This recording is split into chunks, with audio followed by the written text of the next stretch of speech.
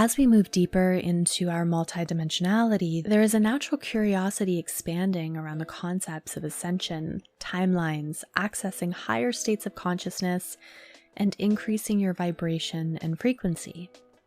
Now, if you're listening to this podcast, I can assume that you're on a spiritual path and you're committed to your soul work and likely resonate with aspects of these terms, yet feel in your gut that there's an element of bypassing that's occurring right now across all religious, spiritual, agnostic, and atheist realms that's not being widely acknowledged. And that is honesty, specifically self-honesty, a concept that exists on a very wide spectrum.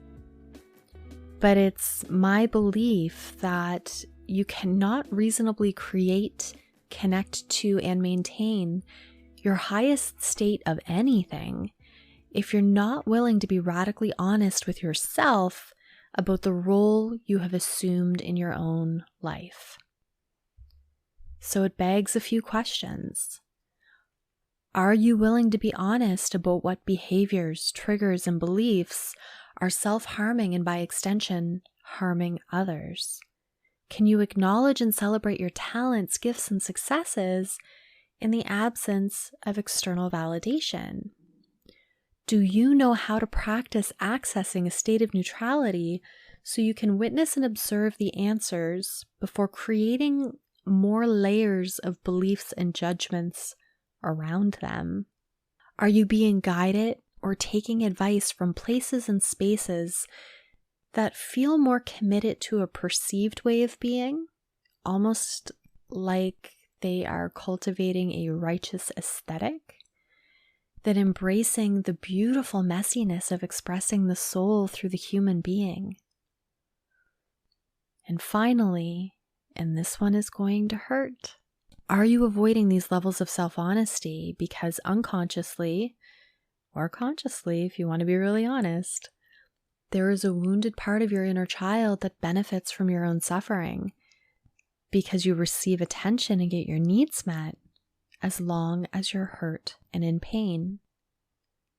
The wounds which reinforce a self-fulfilling cycle and loop that thrives on the belief that you're not required to take responsibility and accountability for the consistent renewal of your contracts with your own pain, and therefore the pain you're inflicting on others.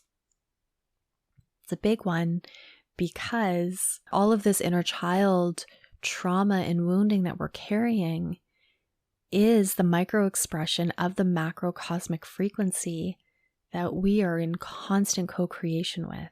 One is always reinforcing the other.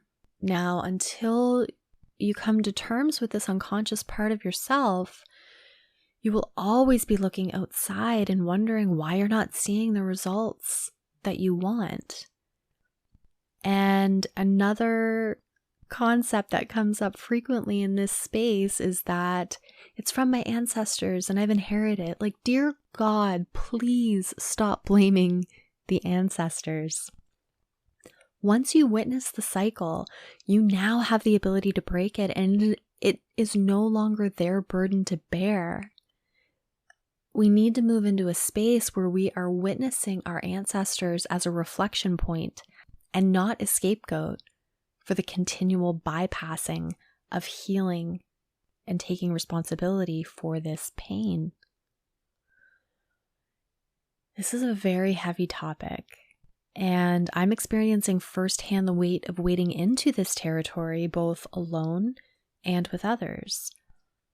And what I've learned through my own experience is that this is an inside-out process, meaning you can only demand honesty of yourself, be willing to accept what is revealed through the process, cultivate the thoughts, habits, and actions that create loyalty to your truth so that you can become inherently trustworthy. And as you reach deeper wells of self-honesty, your truths will change, you will begin to self-betray less, and you will naturally lean on your intuition as it becomes your most trusted touchstone of truth. Now, where it gets tricky and we start running into problems with this is when we attempt to run this exercise with others, demanding truth from them in the absence of being honest with self. You will always be disappointed in the results of that and will likely find yourself caught in a game of who's the victim, who's the villain, or even worse, who's the victor. This is how we fall prey to self-diagnosing and labeling others through our unhealed projections. Because chances are, if you can spot it in someone else, you've got it living somewhere within. Self-honesty isn't a destination, it's a continuous journey.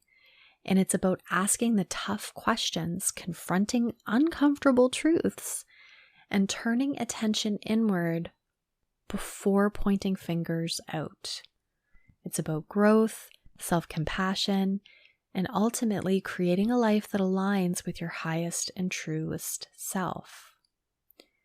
And today's conversation is a reflection of these hard truths as we explore the path to true liberation, one that I believe can only exist when you walk through the fires of your own self-deception and allow them to transform you. And you're also about to find out what happens when two Nicoles walk into a Zoom call. It's very interesting. Nicole Majik is an accomplished leadership and empowerment strategist and educator with a diverse background in biology, chemistry, metaphysics, and finance.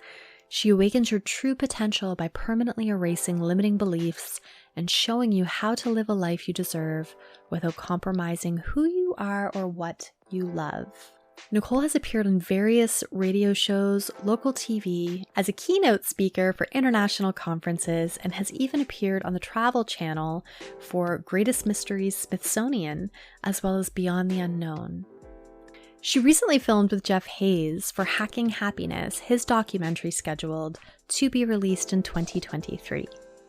Using strategic formulas of her empowerment program, The Alchemy of Transformation, along with CBT and NLP techniques, she helps you permanently erase self-sabotaging beliefs and transform your obstacles into the opportunities to achieve the success you desire. I can't wait for you to meet Nicole and immerse yourself in this incredibly important conversation. And while I can't promise that what you hear won't sting or at times feel like you're personally being called out, I can promise that the areas that become illuminated will be worth it, and that any of the pain you experience is only temporary. And if you find yourself magnetized to Nicole and want to connect, all of her contact information along with a few free gifts are in the show notes. As always, if you haven't already, please subscribe, rate, and review the Grand Rising Experience wherever you're listening. You can also head over to thegrandrisingexperience.substack.com and subscribe to be the first to know when a new episode or article drops. And what I love most about Substack is you can access all the content, manage your subscription from your inbox, but also become part of a greater community where we can dive even deeper into these conversations. Your engagement with my content truly helps ensure that these valuable stories find those who need to hear them, and it makes my heart so happy. You can also go to NicoleConnor.com to learn more about the Portal membership and upcoming summits that you can attend both virtually or in person. Thank you so much for being here. I love you. Let's dive in. All through my life, I could see energy, auras, and spirits. And I started crossing people over when I was about 5 with my grandfather. And that kind of got, the family that I grew up in was very religious. So it was very demonized, and I was very outcast with it. even though my family is extremely intuitive and prophetic. So I couldn't understand why, for me, it was a negative thing, and for everyone else, it was divinely appointed. So I don't know. I think because of the nature of the things that I could see were just maybe fearful or scary to some people, or didn't want to acknowledge it, or weren't, of God, hell realms and whatnot. It's like shadow work. Very deep shadow work, even when I was a kid, because there was definitely I used to call them dreams, but they weren't dreams, because I would be awake at night, just not moving, and it would be like a dream, but it was very like night terrors, more like night terrors. And I used to call it going out to the further beyond, is what I called it. And it was black. It was just black. And I could hear things and I could feel things, but I couldn't see anything. And there was this one time, I think I was maybe about 5 or 6 or 7, somewhere around that age. And the only way that I could describe it, you have to describe things in little kid terms, because our brains and our experiences are very limited. And it was all these cries and screams of all kids, just children, young children, screaming and crying and screaming and, calling for help. And how I described it was like I had boxes of pizza and they were starving to death, and they could smell the pizza and knew I had the pizza, and I couldn't find them to give it to them. And they were just screaming. That's how I described it. Did that scare you as a 5-year-old? It was a little scary because I didn't really understand why. And those types of dreams, for lack of a better word, those types of experiences were, they were very disturbing, because I could always hear myself crying, and but I couldn't fully wake up. It was in that in between sleep and wake state. And that had happened I've had different ones of those through my life. Had a bunch when I was in my early, like 18, 19, 20, 21, somewhere around there. Every single one I can remember every detail of, like ridiculous amounts of detail. If I told one dream from start to finish, it would probably take the whole hour because of all the detail. Really? Yeah. That's a lot to carry. That's a lot to hold on to as well, because there's not many people you could talk to about that. And the world as we know it would want to institutionalize and medicate you for that. Or demonize you for it. Or demonize you for it. There was a dream that was more on a positive note, that I could remember all the details. I mean, it was a little weird, but it was like I could see Mary, but not Mother Mary in the form that we know her. And, there were locusts and there were different things that happened in this dream.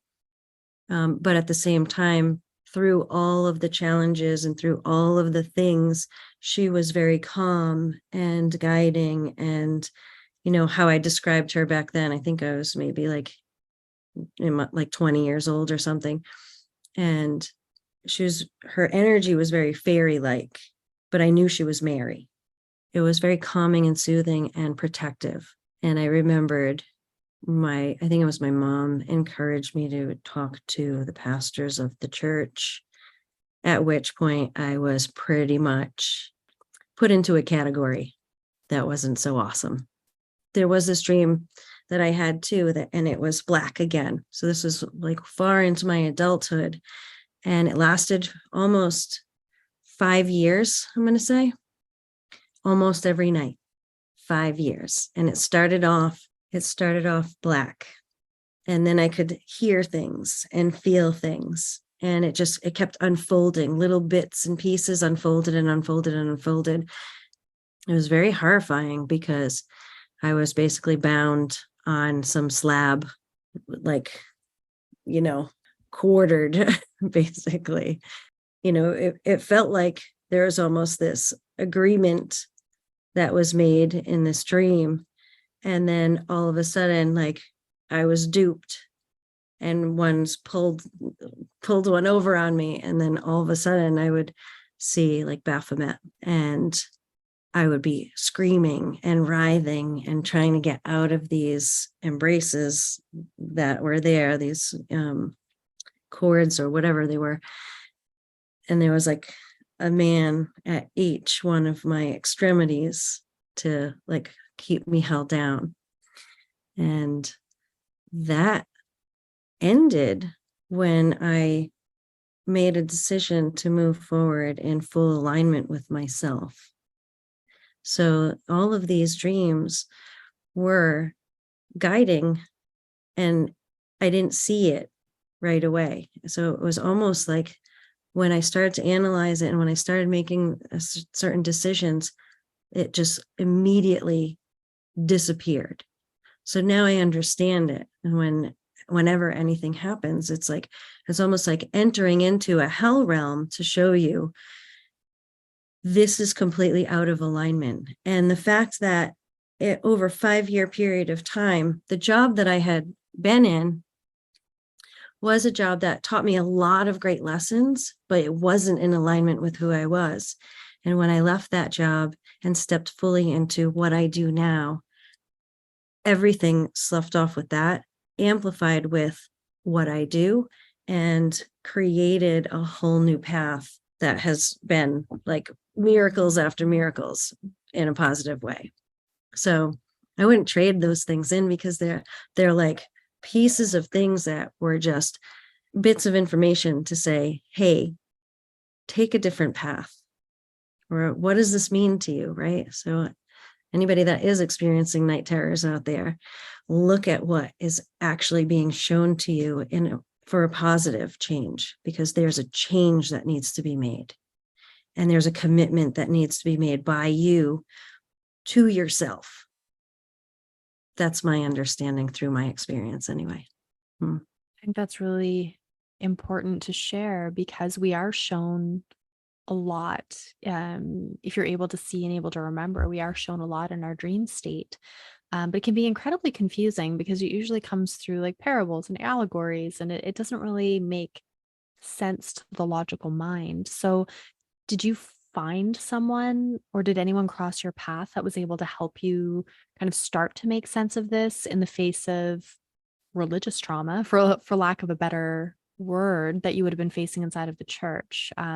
Did someone else cross your path, or was this something that you found through self-study or through intuition? How were you able to pull yourself out of that? Really, what amplified with me was with the near-death experience that I had in 2006.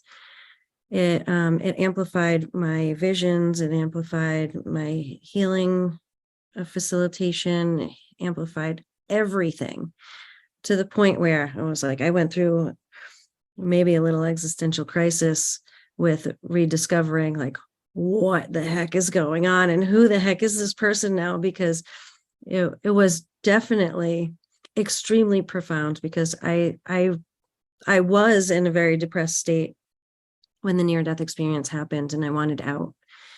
So when it happened, everything completely changed, and also so did I. So there was this element of, okay, this is definitely a higher version, like a higher evolved version of myself that was in effect, so to speak. It's funny how this always shows up in clusters, because I recently just interviewed someone, Allison Pyburn, and she's had 2 near-death experiences as well. And she shared during her experience, it's like you live your entire life inside of this box, and then you don't realize that there's life beyond the box until you have the ability to step outside of it and go, oh my gosh, there's actually a box, and oh my gosh, look what is around me right now. And I feel like that's kind of what you're experiencing or explaining to me right now, but also to a lesser degree and a lesser extreme of a near-death experience. That happens every time we kind of go through what gets coined like a dark night of the soul, or these existential crises that pop up when we're being kind of squeezed through the birth canal and put into a place of rebirth where we watch our entire world that we thought to be true around us just begin to disintegrate. And it's happening all around us right now, which could be why you're being called into these conversations, perhaps about your experience, because people are dying micro and mini deaths every day right now as illusions around them just continue to shatter. This is a huge thing. So I'm so glad that you brought that up, because I am seeing a lot of this where my friends, clients, new people coming to me are like, I am the biggest wreck or dumpster fire, right? There's there's some instances where I look at and I'm saying, this is a dumpster fire traveling down in a flood between an avalanche and a mudslide. You know, the thing to really hold on to is I've been through those things myself, where 4 times in my life, everything seemed to have gotten dismantled, right? And it feels so pressurizing, and it feels so overwhelming, and the body locks up and the mind gets flooded, and anxiety sets in, and fears and worries and frustrations and angers and grief and shame and guilt and doubt and distrust of the self, first and foremost. All these things happen at once and just like short circuits this human body that you're living in that is exhausted and you're not giving grace to. So on the one hand, the foundations are crumbling, yes. And the thing to remember during this time is the foundations are crumbling because they're not supportive. They're not aligned with who you're becoming. They're not aligned with the path that you are meant to take. So there is a goodness to the foundation crumbling, because only the foundation that crumbles is the foundation that's not supporting. The rest can be rebuilt, and you get to create that. Now, easier said than done, right? Because we've got all these emotions, and that's what the work is really getting to the point where we're able to be conscious enough of our thoughts and our feelings to be able to process through them, because they all tie back to our beliefs. And our beliefs are connected to those thoughts and feelings as mediators to the behaviors in which we take and create the reality that we live in. So if we can strip away some of those layers and understand why we're doing the things based off of the beliefs that we have, it becomes really easy to change things around. But you have to be willing and open to do that work and hear some things that you might not want to hear if you're stuck in victim, villain, hero modes. Stepping outside of that box that you were talking about and really seeing things from a completely different perspective, because nothing happens until you take action. Nothing changes until you take a step.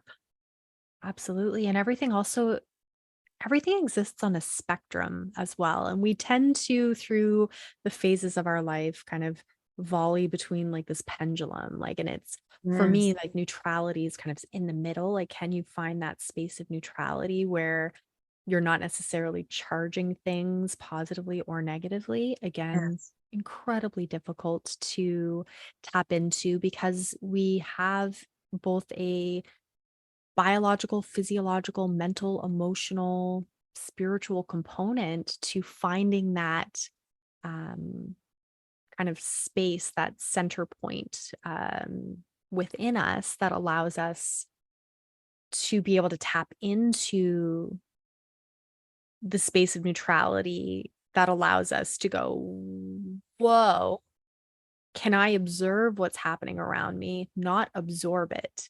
And I was Yes. having a conversation yesterday with someone where we were just talking about like it's a very fine line between detachment and dissociation. Like Yes. such a fine line. And detachment is a superpower when you can get yourself physiologically, biologically, emotionally, mentally, spiritually to that place of neutrality. Dissociation is a byproduct of that amplification of either extreme positive or negative that you're attaching to, because you could be in the depths of your own despair, or you could be way off in an incredibly ungrounded, blissful state. Both are unhealthy in their own way. And we have to find that way to be able to kind of ebb and flow between the two, which I think is the journey that we're all here and called to explore in our own way right now. And what I love about what you're able to bring to the work, not only from your own personal experience, is that you also have a background in biology and chemistry and metaphysics and finance, which are all tied together. Um, so you're able to kind of speak to it in a more grounded approach, in the sense that you're able to bridge kind of our civil world and the soul world in a way that can make sense to those who might not be able to grasp it either side. Yeah. So it is right down that middle space. And I love that you said that with the pendulum, because yes, and just like the Kybalion says, is, you know, there are these pendulums, and there's opposites, right? The opposites are exactly the same. They're just a different degree.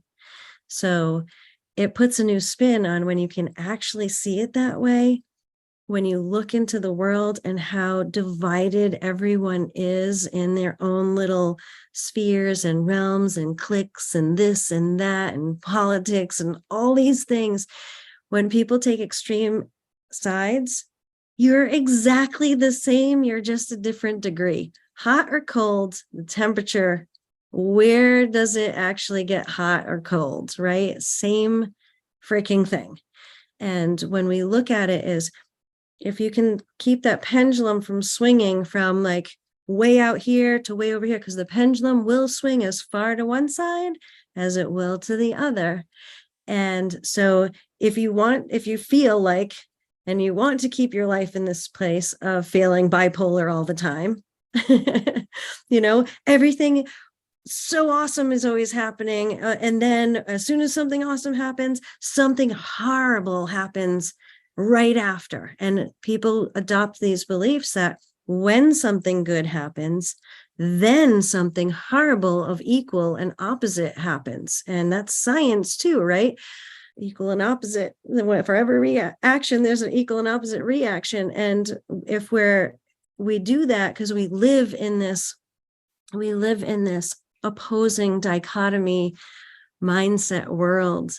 And so we have these extremes, but we don't have to live in that extreme. And that's the illusion that people live in, is that, you have to be in this awesome, I'm so excited and everything is super awesome, amazing happening. And yeah, you can feel the excitement for some really awesome, amazing things happening. This is my life, right? I have so many awesome, amazing things happening, but am I like freaking out? I'm like, oh my God, super awesome, amazing. And like running through the streets. And, I kind of liken it to, if you ever watched, like The Price is Right, I might be dating myself. Oh my gosh. When Yeah. Bob Barker was on there, right? And people would be jumping up and down and doing all this stuff. And you're going up there to spin a wheel. Right. And it might be awesome and amazing and this great opportunity. Maybe you're going to win a ton of money. That's great. But it's like they're all jumping up and down like this. And then what happens when, they get outbid or they get, then they're like, oh, wah, wah, wah, wah, wah. And now they've just swung to the other side. And this is how people live their lives, is on this extreme of super happy and super frustrated, super overwhelmed, super negative, when you could be right in the middle and recognizing that. everything is awesome and everything is happening for your benefit. Even the stuff that I like to say seemingly negative, because those are the things that are showing you. It's like the guiding rod that says, no, no, no, you're coming off the path. This isn't aligned for you. But if you actually acknowledge that and take responsibility for it, and there's a big word there, responsibility is yours. It's not anyone else's. And I see this happening so much where when we play the victim or the villain says, oh, it's somebody else's fault and you have to take care of it. And I'm playing the victim at the same time saying, because I'm so helpless. And then there's also the victor who's like, I can save you. Yep, there's the victor, the hero that comes in. That's like, I'm going to fix everything. I'm going to make it good for everybody. And I'm going to martyr myself while I'm at it. And then all of a sudden, now I'm a victim too. Yeah. And it's a loop.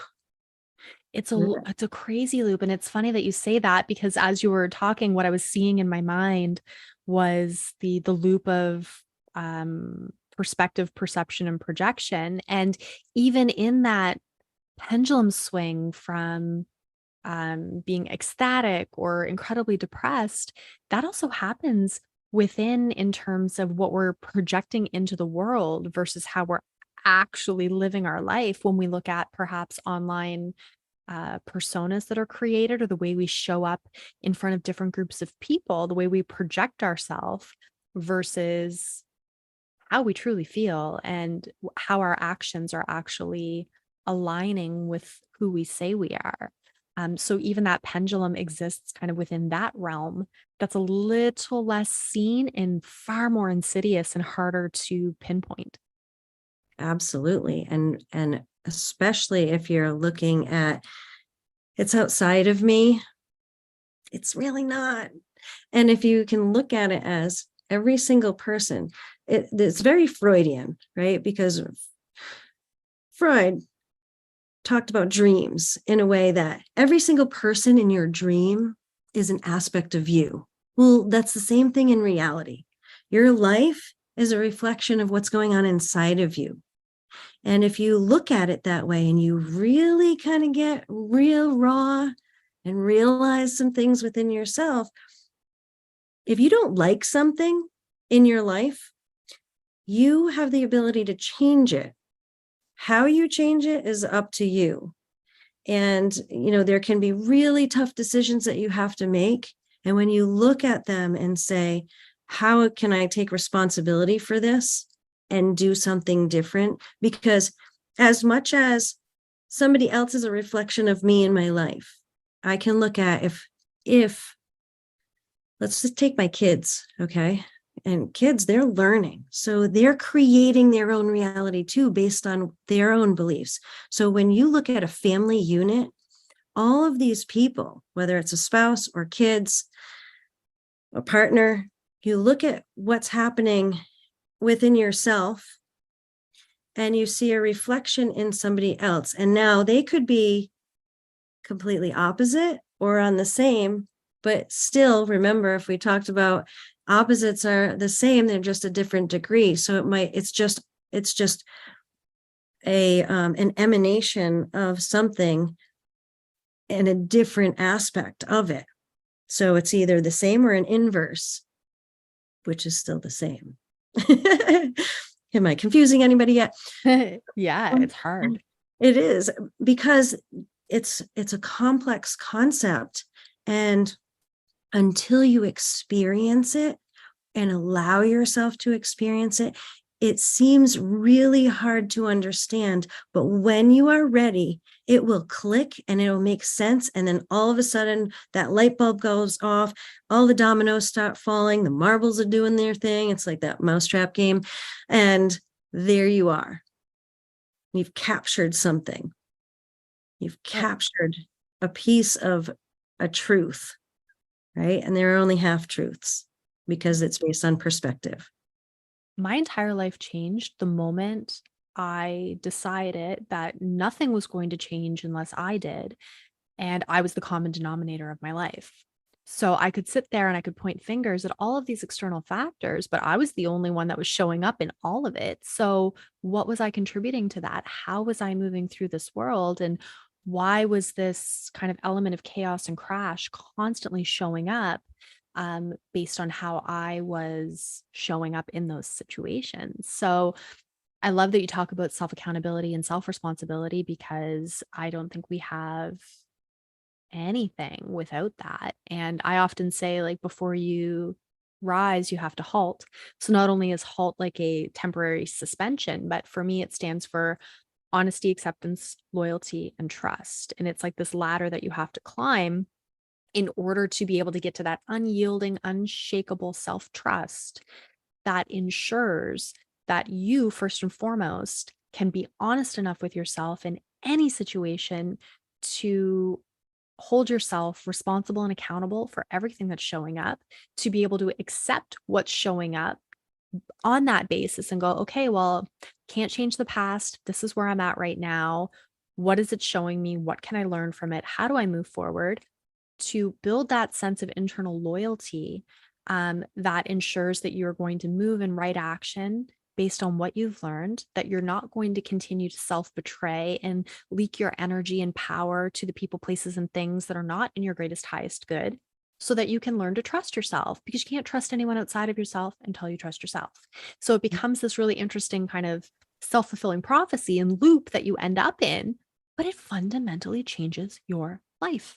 And it's the hardest thing I've ever had to do and continue to do every day, because there's always a blind spot and something that is going to creep up and unlayer a deeper wound and a deeper truth that maybe you don't want to look at. Uh, And it's just, it's the most radical thing I've ever experienced. Absolutely. I love how you put that. That was very beautifully and eloquently stated, and so true, that getting into that space of being really honest with yourself, like really, really honest with yourself, it hurts. It hurts so much for a little while. It's only painful like ripping off a Band-Aid, because once you see it, it's like, oh, I've been the one punishing myself, not everyone else. This wasn't mom. This wasn't dad. This wasn't my spouse. This wasn't my kids. This was me. People don't like to hear that. No, and it's interesting because when we get into the healing of trauma and in this trauma in this space, one of the early stepping stones is kind of like that early childhood trauma and how we start to look at that, and then maybe you might get a little more advanced and get into the epigenetics of it and start going back through the ancestry, and then you might want to get really zoomed out and start to understand kind of this created reality that we live in. And well, maybe perhaps we can't exist in this world unless we're traumatized beyond the womb. So, what does that begin to look like? And then it almost, the level of responsibility and accountability really comes into focus, because you can't even point back at like the ancestors. It's like, this is so much bigger than anything I think our brains can possibly comprehend. And this is kind of where I've been sitting in contemplation for the past couple of months is, okay, like if we, we're in this system that is incredibly traumatizing, but healing is our birthright. And it's what we are born to do. It's what we innately know how to do, as being in a state of healing as an element and product of nature, which is perfectly imperfect. So why do I choose to claim the trauma instead of claim the healing? And what happens when I start to change that claim, put more emphasis on the healing side? Is that bypassing? Not if I can find that honesty and acceptance inside of it. And it becomes this really interesting internal dialogue that gets very attached to language as well, and the definitions of words and the Yes. power that sits inside of the resonance of those words that we use, like diagnosis and other things that externalize issues outside of ourselves that make us believe things need to be fixed, versus listening to perhaps the needs and calls of our body and our soul and our psyche, saying like, can you just stop doing that one thing that's like causing the scab to appear in the first place? Can you maybe just not do that? We're in a better situation. It's like, it's this wild rabbit hole. Oh my God. We could talk for hours and hours and hours on just that portion of what you just said. And I'm glad that you brought up the epigenetics, because I was going to bring that up too. And something that you said actually triggered a conversation that I had with a client previously. And I continue to have conversations with clients because a lot of times people want to jump the gun and say, oh, I want to go and clear this epigenetic stuff. And it's like, no, you have to clear your own shit first. Seriously, you've got to tap into your own stuff and identify what is yours. Because if you cannot claim and take responsibility for the things that are yours, you won't know what's not yours to clear out in the ancestral line. And sometimes it's, yes, I've adopted it too. So it's theirs and it's yours because you've adopted it. But it's really important to understand that when you're hitting blocks because you've done the work that was yours and released what was yours, and then you hit this block and then you identify that, oh my gosh, I am holding on to this belief that isn't even mine. And then you can release it from where it came from. That is so much easier to do than sorting through and blaming everything on, because again, now you're in victim and villain mode and blaming it on the ancestors when you've owned it. And you can't clear it from them if you haven't cleared it from you. Well, the moment you've cleared it from you, you've cleared it from them, right? That's the wild thing about it. This is some of like I think the distortion that's happened kind of in spirituality and really well-meaning and well-intended principles that are age old that have just kind of been manipulated and bastardized through these traumatic lenses. And I can understand, well, I think I can, how that's happened. Because also we want to feel good. We want to be able to have that trigger point that makes us feel good. But are we even supposed to feel good all the time? I don't think so. And I think that, like, circling back to the beginning where you were talking about your dream state. And for me, I see that as being very, very shadowy, like the shadowy aspects of self that we don't love and light our way through. We have to build a relationship with them in the sense that you can't integrate or clear something unless you know it. So it becomes so important to be able to pull those fragments of self back together to try and find that 0 point, to understand all of the personalities and people and things that we become based on who the world tells us we are, because we don't know who we are. We're separated from that at birth. It just becomes like this really incredible journey. And I love that you really hone in on it all starts with you first. Because it's like you can cut through an onion to get to the core if you want to get there quickly. It's more effectively to peel it back because you don't know if there's any rotten layers in between. Right. And part of the clearing the stuff out that's yours first, and then seeing what has been subconsciously left in the body from the ancestors. When you see this incongruence between things, that you usually see this dichotomy of a belief, like you're believing the opposite things at the same time because you know something is true, but yet it's not happening. You know, like I know that I can be successful and have an abundant life, right? And something simple. But you believe that you're not deserving and worthy and all this stuff too. Well, the bigger belief is going to win out, of course. And when the two beliefs are merged together as one belief, you're constantly going to see the conflict play out in your life, that as soon as I get close, something happens. As soon as I get close, something happens, until you take that belief out. And usually what I've seen is you have a certain belief, but it's also tied to an ancestral belief, which fuses together and creates this new dichotomous, incongruent belief system. So sloughing that off is huge. And something else that you said, it's that the two sides, right? We feel there's happy and sad and all this stuff, or there's the good and the bad. And it's not really that. It's not one or the other. If we can look at everything as shades of white, black, and gray all together, that it's the yin and the yang, where they're not separated. You have to have one to know what the scale is against the other. You have to understand one. So I was talking to somebody recently saying they're going through a lot of stuff.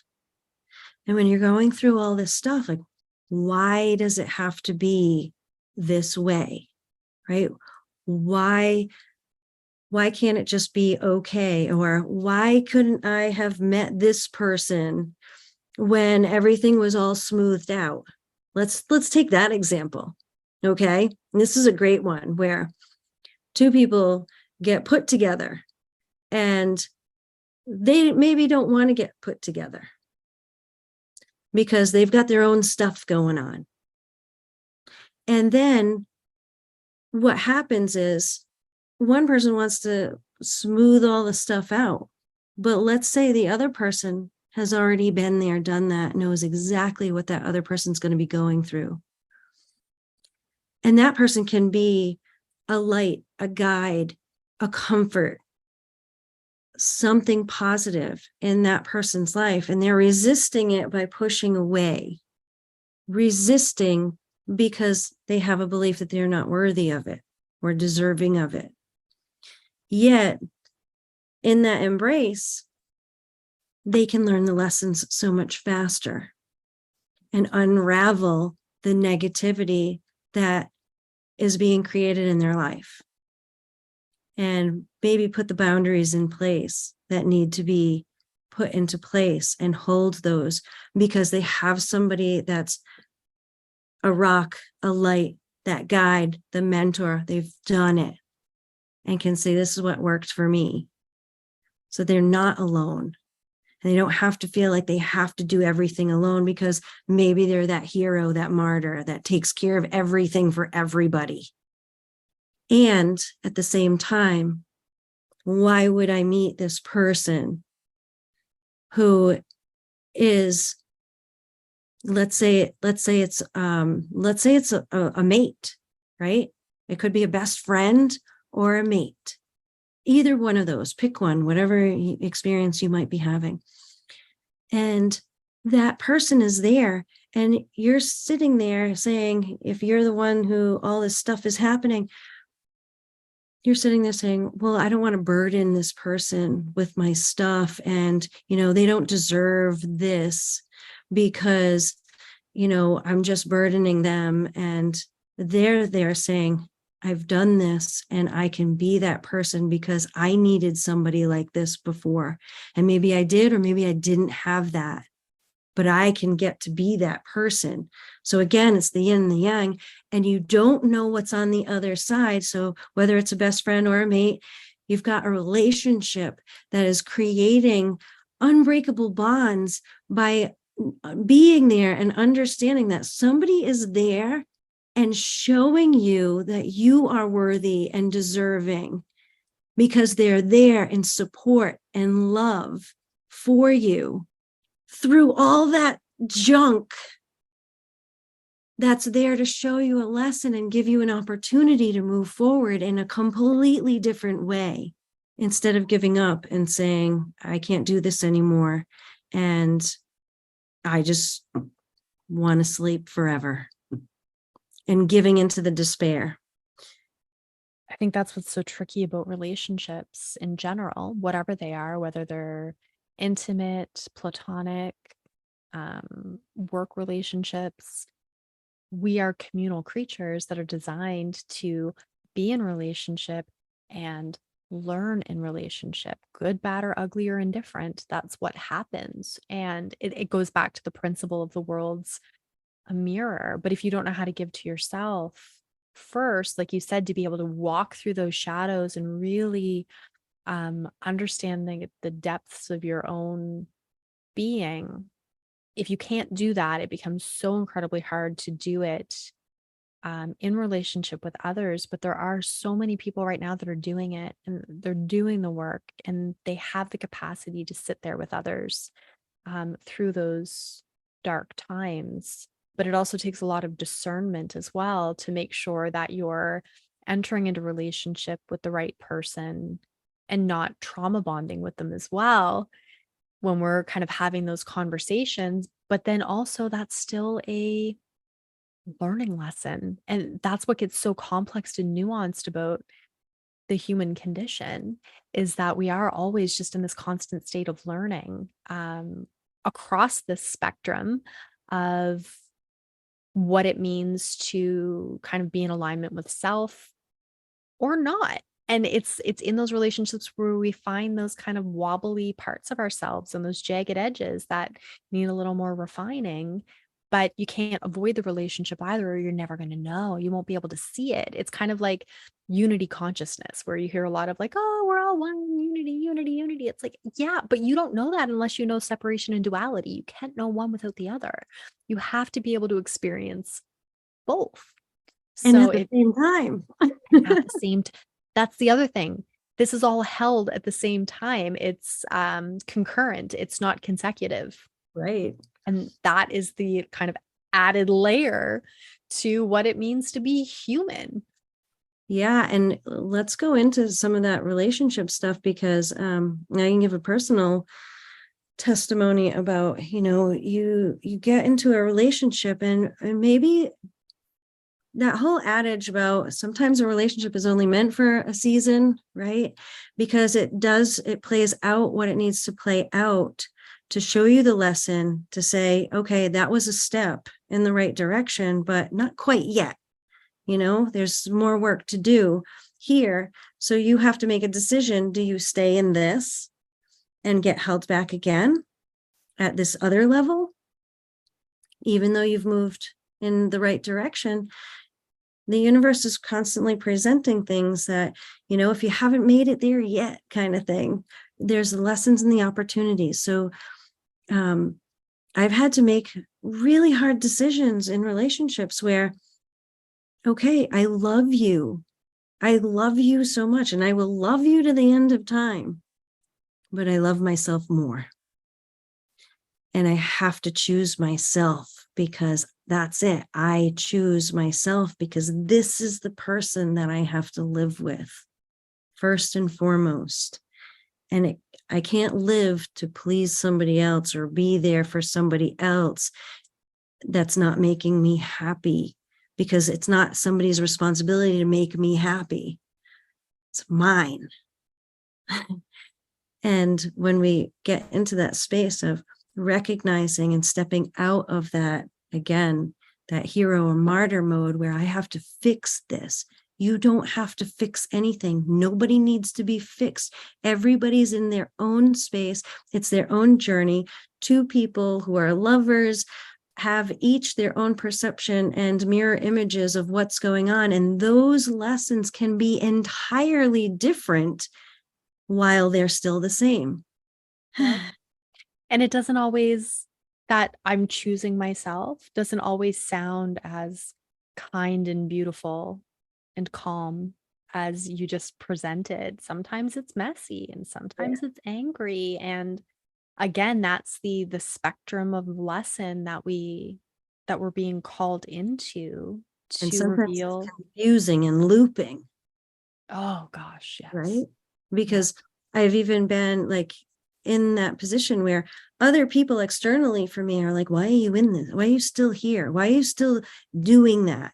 And it's because I recognize, and this is kind of like this is a huge thing, because I recognize I'm not ready to move on yet. So if I sever a cord here, I'm just going to attract it right back. And then there's a lead time to figure it out with somebody else. So why don't I just stay here and figure out my own stuff and make myself ready? Because as soon as that door gets closed, a completely different door gets opened. if you've done the work and released what you need to release. The next level will open, and whatever that means. I mean, I just went through that in the last year and a half. So I understand that, where I've had a few relationships that all disconnected. It all felt, it felt like quick karma, in the sense that as one was dissolving, it's almost like the roles reversed for me in the dissolution of the other relationship. So I watched those two happen within like 6 months of each other. So within 6 months, it's like the romantic relationships are gone, business relationships are gone, home base is gone, like everything just burned to the ground. And I'm left sitting there going, oh my God, Nicole, it happened again. You're like, that foundation got set on fire. You've crumbled. You're back at the beginning. What are you going to do now? And can you take radical responsibility and accountability for how you showed up? Can you also respect and understand and truly integrate that you're also, because you can see kind of the wounding in other people, that you're not responsible for that either? Yeah. That you can still detach with love, even if it didn't feel loving in the moment, you can still detach with love and go, okay, this isn't everyone's highest and greatest good, but man, it hurts in the moment. And it was like, it came to the point that holding on was more painful than letting go. Yeah. And you have to make that decision. And it is that like leap of the net will appear kind of mentality. It's that self-trust that everything's going to be okay, but it doesn't mean it's not going to hurt. Doesn't mean that it's not going to leave some scars that are going to take some time to heal. But ultimately, it was in the greatest and highest good of all parties involved for everyone to be able to kind of find our own path or continue. It was almost like we all hit a nexus point, and then it's like, okay, everyone's going to continue on their own path now. Yeah, that's a great way to put it. And yes, I'm glad that you said you can, detach and love, because that's it. It hurts more to stay in it for the sake of staying in it because of whatever reason. There are a million reasons. But when you're ready, you're ready. And when you're not, you're not. So, for the relationships that are out there, that's why do I keep doing this? Why do I keep spinning my wheels? Why do I keep coming back? What's the freaking lesson that you need to learn? That's really it. And then learn it. And if you're not ready yet, then go through the process of being hurt again until you're ready to learn it, because that's the process. It really is. And you're going to get hurt in the process because there's a grieving process with it all. You can love somebody so much and, walk away and still be friends and great people. But there's all these great times that you had, and you might be like, there's a grieving process of that relationship is not going to be the same anymore, even though you have all these wonderful memories to hold on to, and you should. It's one of our greatest teachers in order to be able to get through this life and to be able to navigate it. And it's, I don't know. It's just, it's so much. It's so much to process sometimes. And we have a lot of things that are constantly put on our plate as well to keep us distracted. Um, and outside of what we believe, let me just rephrase this. So many demands get placed on our time in the name of survival that we don't always believe that we also have the room and the space and the grace to be able to integrate those lessons in the time that's required. So that also keeps us looping far longer than we need to, because there is these survival instincts kicking in. Like, I have to go to work. I have to keep a roof over my head. I have to provide for a family. And that's, I think, some of the freedom, this kind of inside out liberation that we're all seeking, but trying to pull at on the external, trying to find the freedom outside without finding it inside first. That I also think kind of sits at the heart of some of the work that you do as well, when you're trying to use these belief systems to reconstruct realities and get at these core wounds of like abandonment and self-worth that underpin how we continue to create these loops. Right. Yeah, absolutely. And I'm kind of getting that ping to talk a little bit about values. You brought some values up earlier that are super important. And a lot of times when I'm working with people that are having relationship issues, or, it comes down to a lot of communication and being open and honest with yourself and your significant other or your kids. Like, it's any relationship, really, coworkers. But let's say it is that spousal relationship, because your values are tied to your beliefs. So again, we're looking at alignment here. And if you take, there's several different things that I like to take a look at, where you're looking at the values that you have and what are your top 5 values, the absolute top 5 non-negotiable values in this relationship, in any relationship. And, for me, trust, communication, like, there's a bunch of different things. Whatever yours are, your others might be different. So you're going to be looking at things in a different way, from a different angle, and assuming other things based on those values, which are tied to your beliefs, because it's based on those beliefs. You're going to have a thought and a feeling and then a behavior, right? So if you take a look at that, that's going to be telltale. So I always look at that when I'm working with couples or one side of a couple. I'm like, take this back and do this worksheet with your spouse. And when you look at the values and then you look at what it is that you want, and you look at the love languages that you have, we speak to each other in different ways. And a lot of misfire and miscommunication, like there's not a lot of being on the same page when you're assuming that, oh, because so-and-so didn't take the trash out, they don't love me. They're being rude and disrespectful, and they're bringing home like flowers, and you're like, they're just going to die anyway. It's not the gift or that gesture. You want an act of service, because that's your love language. And if you're miscommunicating in your love language, you're creating more illusions and assumptions and expectations and disappointments. And then if you're not able to speak to each other in an open, candid, communicative way in which you can talk about without blame gaming, and just talk about your feelings. This is what I'm thinking, and this is how I'm feeling.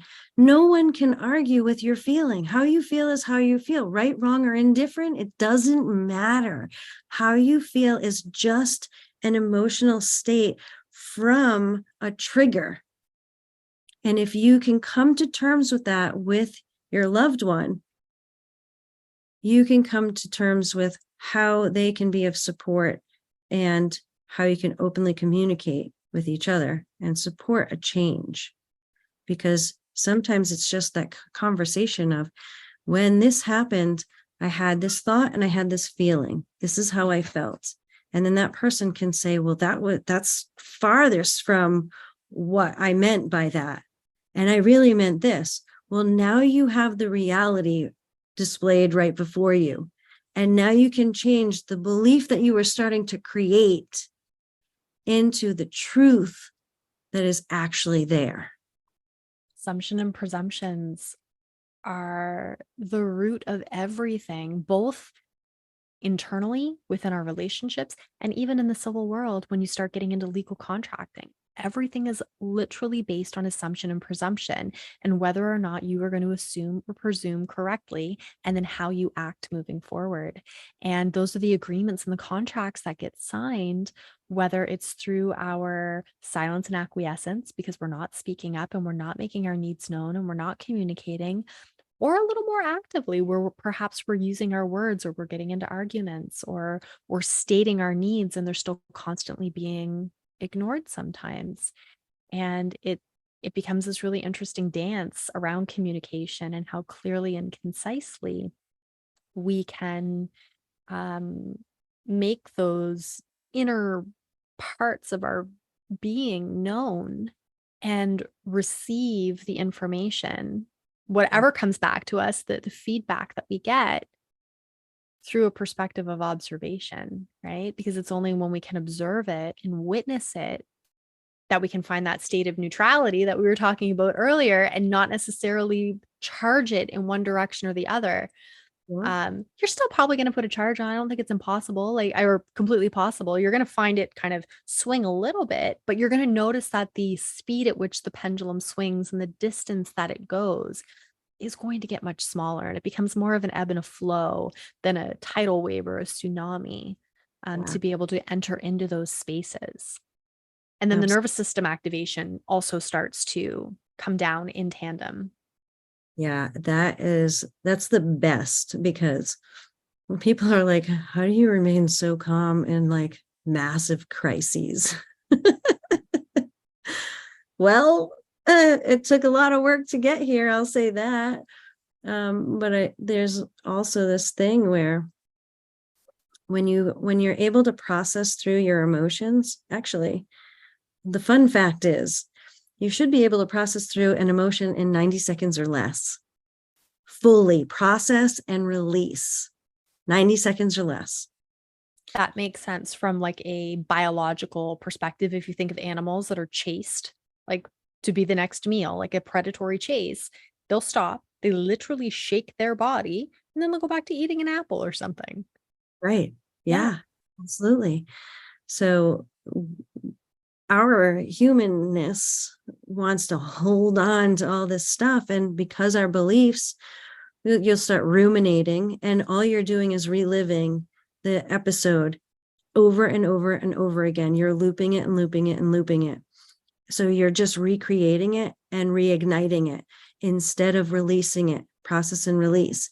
And when you're holding on to that stuff, you're traumatizing your body over and over. And why would you want to do that?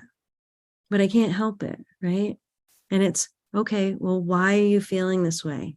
And how do you release it? There are several different techniques to releasing emotions, and it all depends on what it is that you're feeling and how to release those things. And where is it residing in the body?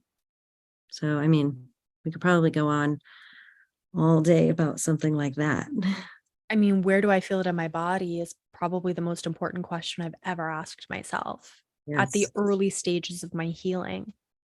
Yeah, and where it's residing in your body also is tied to the type of questions you want to ask yourself, and the types of emotions that it's bound to, and that will give you the idea of what is the thing that you're attached to with that. Absolutely. And I think for anyone listening, it's like if you're even just slightly curious about what we're talking about, let your curiosity guide you. Because we could sit here and say, go to this part of your body to feel this emotion, and perhaps it's attached to this past event. But then you get attached to that belief system of potentially what it is instead of listening to yourself and Mhm. developing that relationship with your intuition, that will guide you to the information that you need to know in that moment. Because also part of healing is not taking in too much information too soon sometimes. And I see that a lot in this where it gets a little controversial. And I've been there too, which is why I know it. It's like when you look at like plant medicine journeys or getting into um situations that can accelerate your awakening if you want. You blow crap out of your body so quickly. But if you don't know how it got there in the first place, it's coming back. And then you either kind of get hooked on these cycles of like, I need more, I need more, I need more because it feels so good. But you still find yourself looping and going back to it like a bad relationship because you haven't actually resolved what's causing the buildup in the sludge in the first place. And I've Yeah. been looping on this interesting kind of concept the other day about like light and nutrition from like a very macro zoomed out perspective, kind of thinking that, we are light beings, we naturally photosynthesize light and turn it into energy within our body, but not as effectively as we could because there is so much shadow that we carry through our emotions and the toxins and just everything we ingest. But like if what you ingest is what you express, what does that look like? And what are the blocks along the way? So from like a very macro nutritional standpoint, it's like, okay, what am I ingesting, digesting, absorbing, assimilating, circulating, eliminating? Where are those clogs? Where does it go out? Like you were talking about ruminating thoughts. So I was like, that's the circulation. So it's like you're not eliminating it, you're circulating it. And not, there are things that we need to circulate, but there's things that we also need to eliminate. So where are we getting kind of caught in that process in all facets and aspects of life? Because that is ultimately what blocks this light that we are all seeking, because we are of light. Um, how do we start to just kind of feel that lightness within the body and have more access to it so that we're not in the shadow as much as we are? Right. Oh my gosh. I love that because, when you were saying that and the circulating in the body, it's like, think about your blood, and you have a natural cleansing system of the blood to remove impurities. And the blood is also a carrier to pick up impurities and deliver them and do all this stuff, and nutrient system and just delivery. So what is it? What are you focusing on as like your lifeblood? What is circulating in your lifeblood that you're carrying around and doing this instead of eliminating? Because if a bacteria or something gets in the blood, you go septic and you can die, right? So that's something that would need to be eliminated.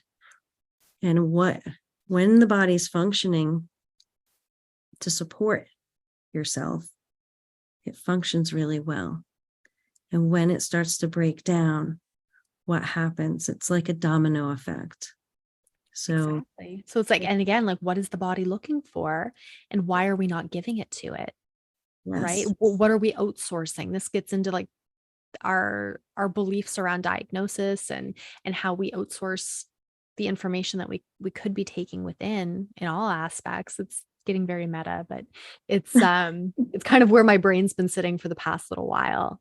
And I find it fascinating because it really does kind of take all of the fragments of everything that we look at day in and day out, and how we kind of dissect and separate everything, but kind of bring it into this really interesting flow and system that just kind of governs all aspects, if we can look at it that way.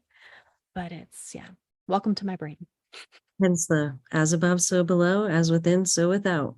That's Mhm. really all it is. It's the energy of everything. This was great. I know. I know. I love having these conversations because I also think it's really important to have these conversations out loud, because this is kind of like the spiritual woo-woo closet I think that people have been in for a really long time. And it's the conversations that we need to start having more publicly. And I think those who are meant to hear them will find them, and those who don't understand or resonate will just tune out. But at the same time, you can't unhear what you've heard. So sometimes there's always just that little mustard seed that gets planted, and maybe it's intended to be sown later. I don't know, but they're important to have. They're very important to have. So the people that are out there listening and still with us, what is it that you found most profound in this talk? Because even if you take away one tiny little thing, that is that mustard seed, right? One thing. If you only understood one thing, what is that thing? Because that could be the next conversation that really expands your mind, your soul, and your world. Absolutely. And if they hear that little thing and they're like, I don't know what to do with this, I think I need a little bit of help or hand holding or support, how do they find you? You can find me at NicoleMajik.com or MajikLLC.com. And same thing, either Nicole Majik or Majik LLC on social media outlets. Yeah. And what's your zone of genius? What's like your favorite thing to dive into with people? Ah, So many things, but my favorite is probably that big breakthrough. I have a process of really taking an assessment of your core beliefs, honing in on the actual belief. And when we talked earlier about, you had mentioned, Nicole, that the words have the vibrations, and that's what I hone in on, is the belief that you have, because somebody else's I'm not worthy is not the same as your I'm not worthy. And when you get the belief in just the right vibration, it matches that belief that's sitting in the body, and we take that out and we install a new empowering belief. And then you see that unfold in your life, and we celebrate the wins. We come back to the table. We see if there's any residual stuff that's happening, and we clear that stuff out. It's a breakthrough in a month that is probably the most profound and my most prominent package, because that's what people are looking for, is to really hone in on something that's going to make a big difference in their life. Not just now, not this month, but forever. And seeing that happen and being a part of that, like all the steps along the way, like I'm texting back and forth with people, and I'm WhatsApping or Voxering or whatever, and getting those questions, or what do I do with this? This is coming up. What's happening? And I get to help guide them through that. And then it's just, then I get all the wins. They're celebrating the wins. I can't believe this just happened. Oh my God, I normally respond like this, and this is totally blowing my mind. And just all of that excitement, you can't beat that. That's beautiful. And it's also inspiring for anyone who's listening as well, who have these gifts or have experienced some of the things that you mentioned that you've gone through throughout childhood, and not seeing it necessarily as a gift and what it can manifest into when you're able to really come into right alignment with what body, source, universe, and your physical environment is really asking you to pay attention to. Absolutely. Yeah. Thank you so much. It Thank was you. such a pleasure to have this conversation with you today. This was awesome, and definitely an honor to be here. Thank you. Great conversation. I started the Grand Rising experience to have the conversations that I desperately wish I could have heard earlier in my own journey. And this is one of them. My journey into burnout very clearly showed me that I was the common denominator of my own life, that I could be sick of everyone else's shit, but until I got sick of my own, nothing was ever going to change. And the intention of these conversations is to confront you with hard truths that have the ability to trigger the observer within and just ignite the curiosity of your soul.